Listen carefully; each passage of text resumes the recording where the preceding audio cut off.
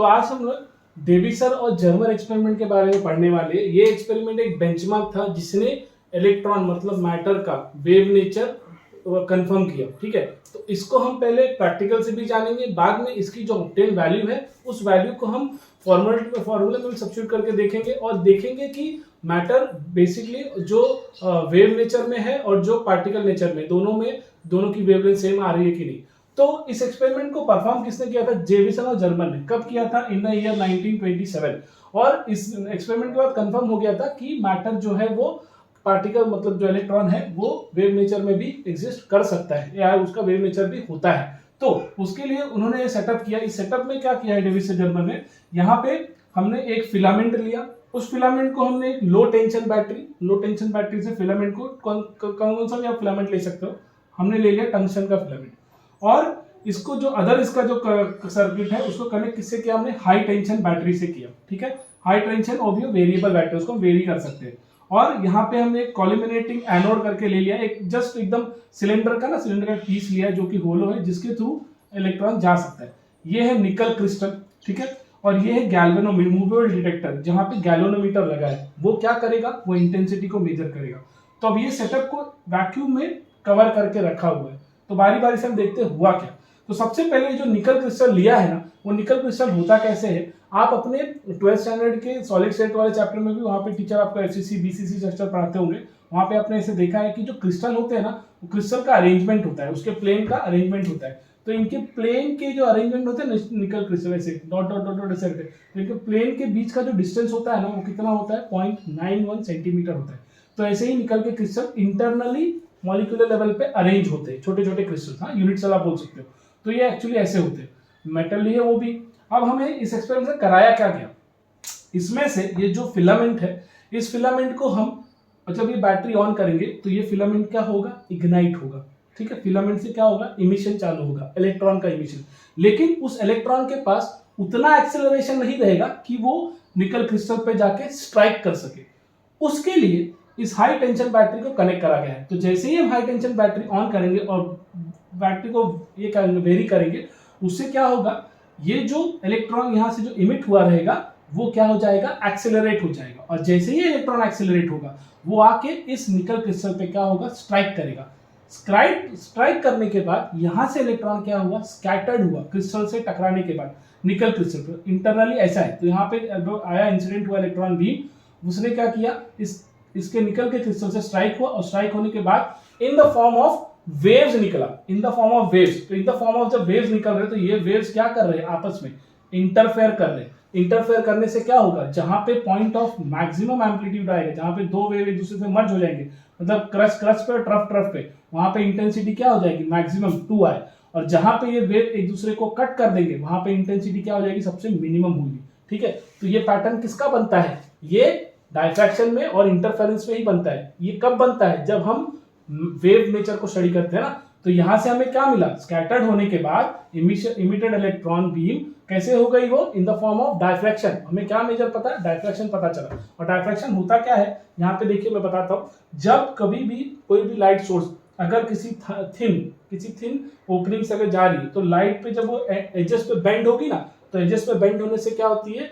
वो जो ये होती है लाइट, वो क्या होती है? डायफ्रैक्ट होती है। तो डायफ्रैक्ट होने पे हमें क्या मिलता है? सेंटर में इंटेंसिटी मैक्सिमा मिलती है, तो उसको हम सेंट्रल मैक्सिमा भी बोलते हैं। और बाद में जो आजू बाजू में जो साइड में जो वेव्स होते हैं वो कैसे होते हैं? छोटे छोटे बीम होते हैं, उसको हम मिनिमा भी बोलते हैं। ठीक है, तो हमें सेंट्रल में ही मैक्सिमा बैंड मिलता है। ये किसके केस में होता है? इंटरफेरेंस होने के बाद डायफ्रैक्शन पैटर्न जो बनता है उस डायफ्रैक्शन में। तो ये डायफ्रैक्शन किसी का पार्ट है? इंटरफेरेंस का ही पार्ट है ना। हमें इंटेंसिटी कहां पे मिल रही है? सेंट्रल पे ही मैक्सिमम मिल रही है। कब मिलती है? डायफ्रैक्ट होने पे। यहाँ पे जब इलेक्ट्रॉन स्ट्राइक हुआ और उस निकल क्रिस्टल से टकराया होगा तो वो क्या किया होगा?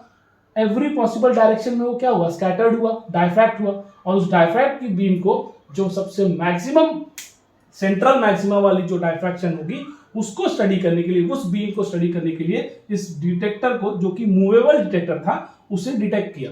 कब डिटेक्ट किया? उसकी इंटेंसिटी को हमने एटीन्यूएट किया। मान लो हमने सबसे पहले 40 डिग्री पे किया होगा तो हमें कुछ एंगल मिला होगा। ठीक है, कुछ एंगल मिला होगा जिससे ये क्या हो गया? हमें जो डायफ्रैक्शन पैटर्न है वो मिली होगी।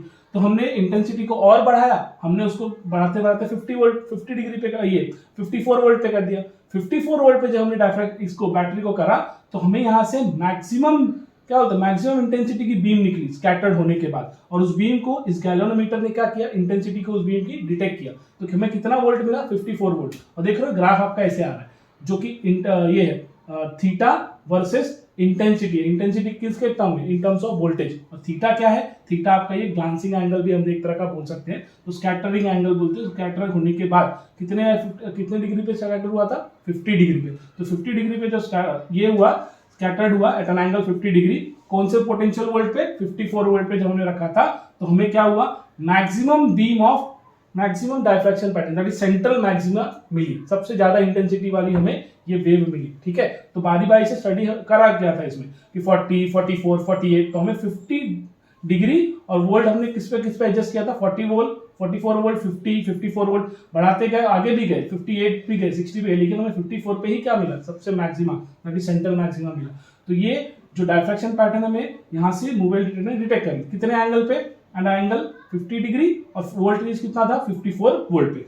तो ये जो दो वैल्यूज मिली, एंगल 50 डिग्री और 54 वोल्ट पोटेंशियल, एंगल ने क्या बताया कि ये वेव ने ट्रेवल करा है, मतलब इलेक्ट्रॉन की जो स्कैटर्ड होने वाली जो डायफ्रैक्शन पैटर्न है, वहां पे इलेक्ट्रॉन किस में ट्रेवल करा, इन the form of wave, diffract होने के बाद, स्कैटर्ड होने के बाद। तो उस वेव के जो एंगल है उसको हमने ब्रैग्स इक्वेशन है, ब्रैग्स इक्वेशन का फॉर्मूला क्या था, lambda equals to 2d sin 90 minus theta by 2। अब हम क्या करेंगे, ये जो d है, ये डिस्टेंस बिटवीन, जैसे मैंने आपको बताया, निकल क्रिस्टल का जो प्लेट्स होता है, अरेंजमेंट प्लेट्स, इस प्लेट के जो बना हुआ है, प्लेट के बीच का जो डिस्टेंस होता है कितना होता है, 0.91 सेंटीमीटर। हमने d की जगह 0.91 डाला, sin 90 माइनस थीटा बाई 2। तो जो थीटा था, हम वो कौन सा एंगल पे ये मैक्सिमम इंटेंसिटी वाली बीम मिली हमें, 50 डिग्री पे, तो हमने यहाँ पे 50 सब्स्टिट्यूट किया। तो 50/2 क्या हो जाएगा, 25 हो जाएगा। 90 माइनस 25 कितना होगा, 65। तो साइन 65 की वैल्यू अगर आप लॉग टेबल से देखोगे और उसको 1.8 से मल्टीप्लाई कर दोगे तो आपको कितना मिलेगा, 1.65। तो हमें ब्रैग्स इक्वेशन में जब हमने सब्स्टिट्यूट किया वैल्यू, तो हमें उसकी वेवलेंथ कितनी है इलेक्ट्रॉन की, 1.65 एंगस्ट्रॉम यूनिट डायफ्रैक्शन पैटर्न की ना।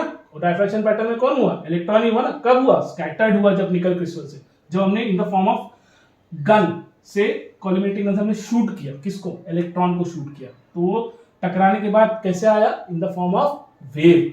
कैसे पता चला, उसके डायफ्रैक्शन नेचर से। अब इसका जो पोटेंशियल आया था, उस पोटेंशियल को हमने क्या किया, डी ब्रॉगली का जो इक्वेशन था वेव का, जो कंफर्म करता था कि, डी ब्रॉगली ने बताया था, कंफर्म किया था कि जो मैटर होता है इन द फॉर्म ऑफ वेव भी होता है, उसका इक्वेशन क्या था, h/p था ना, जहां पे p मतलब क्या है, मोमेंटम, और h मतलब क्या है, प्लैंक कांस्टेंट। और हमें पता है मोमेंटम को कैसे लिख सकते हैं हम लोग, 2√me, 2√me in terms of energy भी लिख सकते हैं, जहां पे जो एनर्जी होती है E, वो in terms of electron volt होती है, वो in terms of electron volt होती है।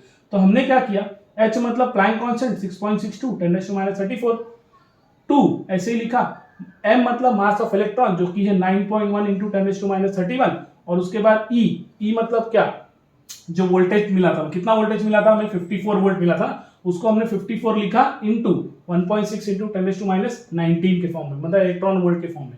इस एनर्जी को जब हम इसकी वैल्यू को हमने कैलकुलेट किया, सब्स्टिट्यूट किया, और 6.2 से इस जो पूरी वैल्यू को इसको 6.2 से डिवाइड कर दिया, हमें कितना मिला, 1.66। तो ये जो डी ब्रॉगली का जो इक्वेशन था किसके लिए था, कि matter in the form of wave होता है, उसकी उससे उस इक्वेशन में जब हमने वैल्यू सब्स्टिट्यूट की तो हमें कितना मिला, पोटेंशियल की वैल्यू सब्स्टिट्यूट की तो वेवलेंथ 1.66, और जब ब्रैग इक्वेशन में इसके एंगल का वैल्यू सब्स्टिट्यूट किया तो हमें कितना मिला, 1.65। अब आप देख रहे हो दोनों ही लगभग इक्वल है। तो इस एक्सपेरिमेंट ने ये कंफर्म कर दिया कि जो मैटर होता है वो इन द फॉर्म ऑफ वेव होता है, मतलब जो पार्टिकल, जो इलेक्ट्रॉन है, वो भी इन द फॉर्म ऑफ वेव क्या होता है। बस ये है कि उसका मास क्या होना चाहिए, बहुत बहुत कम होना चाहिए। और इस कैलकुलेशन जब सब्स्टिट्यूशन कर दिया इस इक्वेशंस में, तो इस इक्वेशन ने भी कंफर्म कर दिया कि दोनों इक्वेशन में वैल्यू सब्स्टिट्यूट करने पर, पोटेंशियल और एंगल वैल्यू सब्स्टिट्यूट करने पे, दोनों ही इक्वेशन सेटिस्फाई हो रहे, दोनों की वैल्यू सेटिस्फाई हो रही है। इसका मतलब इस एक्सपेरिमेंट ने ये कंफर्म कर दिया कि पार्टिकल जो है वो क्या होता है, इन द फॉर्म ऑफ वेव होता है। आई होप आपको ये समझ में आया होगा। ठीक है, एग्जाम में 3 से 4 मार्क का क्वेश्चन आता है पूरा सेटअप एक्सपेरिमेंट करने के लिए, और सिर्फ ये डायग्राम भी बोर्ड एग्जाम में, महाराष्ट्र बोर्ड में भी 2 बार आ चुका है। ठीक है, थैंक यू।